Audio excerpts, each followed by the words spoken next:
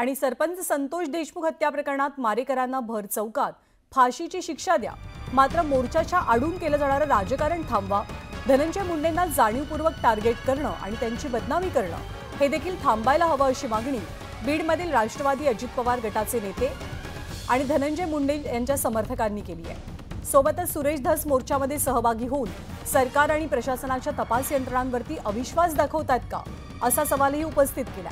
राष्ट्रवादीच्या कार्यकर्त्यांसोबत संवाद साधले आमचे प्रतिनिधी सुरेश जाधव यांनी। बीडमध्ये संतोष देशमुख हत्या प्रकरणावरून राजकीय वातावरण, सामाजिक वातावरण आज धुमसत आहे आणि उद्या नेमका मोर्चा देखील बीडमध्ये निघणार आहे। मात्र त्या अगोदर बीडमधले जे धनंजय मुंडे यांचे कार्यकर्ते आहेत, त्याचबरोबर राष्ट्रवादी अजित पवार गटाचे जे समर्थक आहेत, त्यांचं काय म्हणणं आहे आपण त्यांनाच विचारणार आहोत। आता एकंदरीत या प्रकरणामध्ये धनंजय मुंडे यांचं नाव देखील घेतलं जातं, वाल्मिक कराडांचं देखील नाव घेतलं जातं आणि राजीनाम्याची मागणी केली जाते। तुमची काय भूमिका आहे, काय म्हणणं असेल? राजीनामा कोणाचा म्हणता तुम्ही? आमदार धनंजय मुंडे साहेबांचा। विषय असा आहे साहेब की ह्या बीड जिल्ह्यामध्ये जी घटना घडली ती अत्यंत निंदनीय आहे, क्रूर आहे आणि त्या क्रूर घटना करणाऱ्याला माफी नाही, त्याला फाशी, या छत्रपती शिवाजी महाराजांच्या पुतळ्यासमोर त्याला फाशी द्या अथवा गोळ्या घाला, ह्याची आम्ही सहमत आहे। त्याला जशी मृत्यू दिला आहे आमच्या भावाला, तसाच त्याच्यापेक्षा क्रूर मृत्यू आपण त्यांना द्यावा ही आमची मागणी आहे। हे अशी आमचं दुमत नाही आहे आणि हे आमदार धनंजय मुंडे साहेबांनी सांगितलेलं आहे। ही गोष्ट पहिली।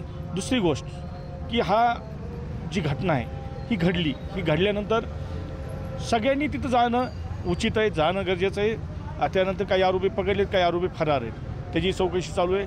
ती चौकशी चालू असताना काही आपल्याच मीडियाने इथले एक आमदार आहेत सुरेश अण्णा धस यांना विचारलं किंवा ही चौकशी चालू आहे, ह्याच्यात चौकशी प्रामाणिक होईल का, ह्याच्यात काय होईल ही घटनेत, तर त्यांनी सांगितलं हे आमचा विश्वास आहे याच्यावर, ही चौकशी योग्य प्रकारेच होईल। मग चौकशी योग्य प्रकारे होईल तर मग उद्याच्या मोर्चाला तुम्ही कशासाठी येत आहे? उद्याच्या मोर्चाला तुम्ही काय कारण आहे तुमचं यायचं?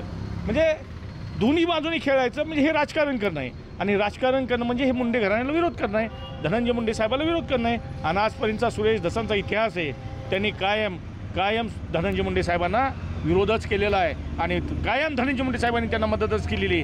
या विधानसभेला सुद्धा त्यांनी भाषणात सांगितलं आहे की मला धनुभाऊंनी मदत केली, धनुभाऊंनी मला मदत केली आणि आज तुम्ही 8 दिवस नाही झाले तुम्ही पलटी हाणता।